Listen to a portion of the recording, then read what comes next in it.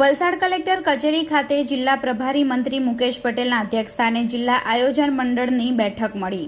તારીખ 25 એપ્રિલ શુક્રવારના 3 કલાકે મળેલી બેઠકની માહિતી મુજબ વલસાડ જિલ્લા આયોજન મંડળની બેઠક જિલ્લા પ્રભારી મંત્રી અને રાજ્ય કક્ષાના વન અને પર્યાવરણ, ક્લાઇમેટ ચેન્જ, જળ સંપત્તિ અને પાણી પુરવઠા મંત્રી મુકેશભાઈ પટેલના અધ્યક્ષસ્થાને જિલ્લા કલેક્ટર ભવ્ય વર્મા અને જિલ્લા વિકાસ અધિકારી અતિરાગ ચપલોતની ઉપસ્થિતિમાં મળી હતી, જેમાં વલસાડ જિલ્લાના 6 તાલુકામાં વિવિધ વિકાસલક્ષી કુલ 492 કામો માટે 15% વિવેકાધીન જોગવાઈ માટે ₹750 લાખ અને 5% પ્રોત્સાહક જોગવાઈ માટે ₹25 લાખ, જ્યારે જિલ્લાની 5 નગરપાલિકા માટે ₹100 લાખની જોગવાઈ કરવામાં આવી હતી।